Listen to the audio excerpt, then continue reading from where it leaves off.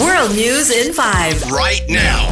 News and developments making headlines around the world in 5 minutes. World News in 5. Here on Radyo Pilipinas World Service.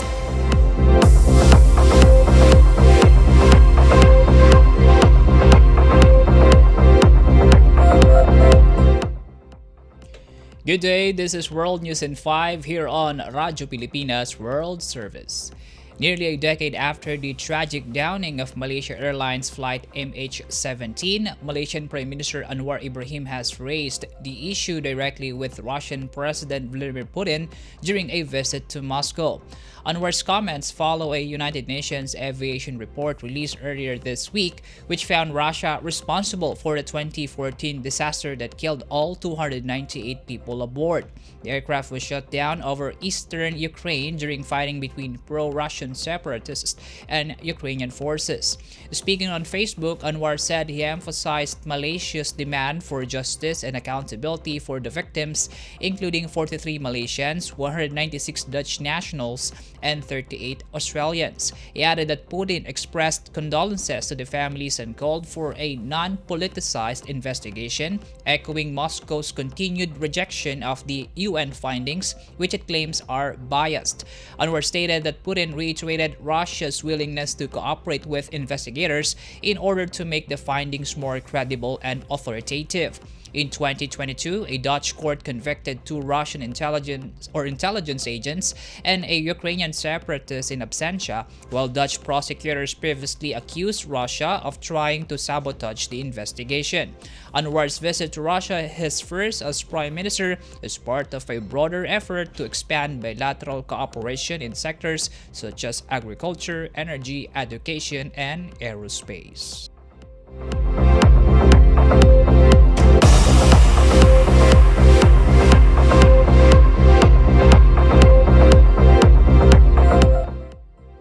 In our news, the United States has issued new sanctions targeting Iranian efforts to build ballistic missiles. According to the U.S. Treasury Department, the sanctions target 6 individuals and 12 entities primarily located in Iran and China. These parties are accused of supporting Iran's Islamic Revolutionary Guard Corps or IRGC in sourcing critical materials, specifically carbon fiber, used in the development of intercontinental ballistic missiles or ICBMs. These sanctions are part of the Trump administration's renewed maximum pressure campaign against Iran, reinstated in February. They come despite ongoing diplomatic talks between Washington and Tehran over Iran's nuclear program. Iran has criticized the sanctions as incompatible with negotiations. This move follows the other recent actions, including sanctions on over 20 companies for shipping Iranian oil to China and penalties against Chinese refineries for buying Iranian crude.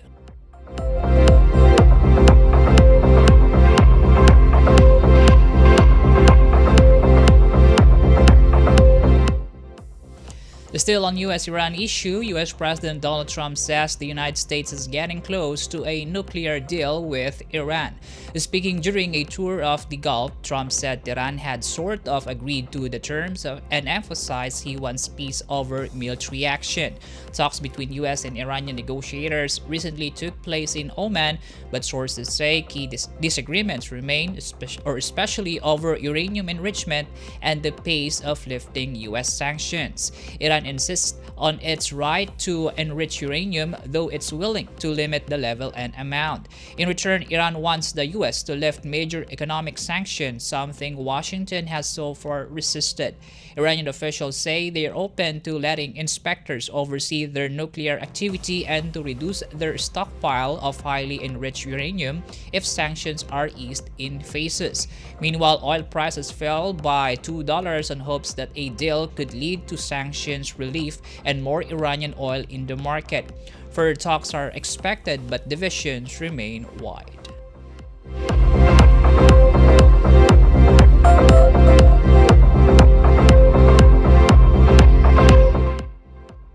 And that concludes today's edition of World News in 5. For Radyo Pilipinas World Service, I am Peñano. Good day. World News in 5. Right now. News and developments, making headlines around the world in 5 minutes. World News in 5, here on Radyo Pilipinas World Service.